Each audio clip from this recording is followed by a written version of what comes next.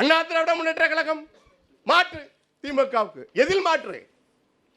மரியாதைக்குரிய கனிமொழி அம்மையார் அவர்கள் சொன்னார்கள், அதிமுக ஆட்சியிலே டாஸ்மாக் விற்பனையிலே தமிழ்நாட்டில் விதவைகள் அதிகமாகிவிட்டார்கள் என்று சொன்னார்.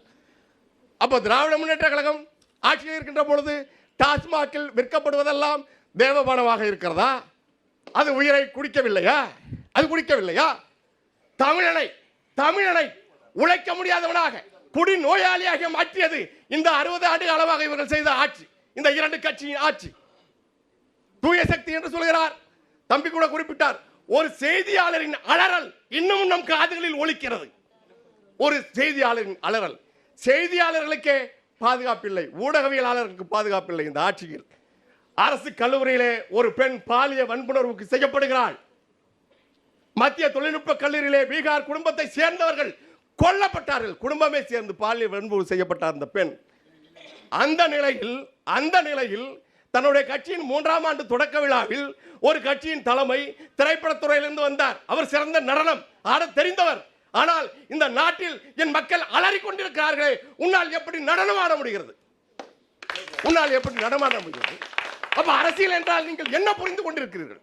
நீங்கள் திராவிடம் தவறு என்று சொல்கிறீர்கள், தீய சக்தி என்று திமுகவை சொல்கிறீர்கள், அதிமுக ஊழல் சக்தி என்று சொன்னீர்கள்.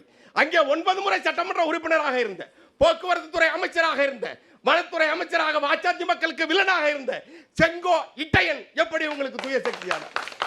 எப்படியான? உங்களுக்கும் திமுகவுக்கும் தான் போட்டி. எதுல? மக்களை ஏமாற்றுவதில்லையா? எதுல மக்களை இதை போல ஏமாற்றுவதில்லையா? நெஞ்சில் குடியிருக்கும் என்று சொல்கிறீர்கள். ஆனால் உங்களை தேடி வந்தால், அன்பு மிகுதியால் ஓடி வந்தால் கிரீசை தடவுகிறீர்கள், வரக்கூடாது என்று தடுக்கிறீர்கள், மேடையில் ஏறுபவனை தூக்கி எறிகிறீர்கள். இது என்னடா நெஞ்சில குடியிருக்கிறது? அரசியல் என்ன? நாங்க பேசுறது எல்லாரும் சொல்றாங்க, நீங்க எம்எல்ஏ ஆகல. உங்க அக்கறைக்கு நன்றி, உங்க அக்கறைக்கு நன்றி. தேர்தல் என்பது, அரசியல் என்பது வெறும் எம்எல்ஏ ஆகிறது இல்ல. அண்ணன் திருமாவளவன் எம்பி ஆனா ஏன் ராஜபக்சே பார்க்க போனீங்க?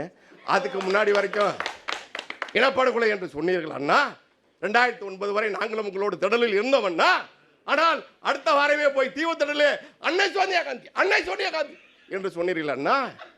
ஏன்னா இலங்கைக்கு போனீங்க?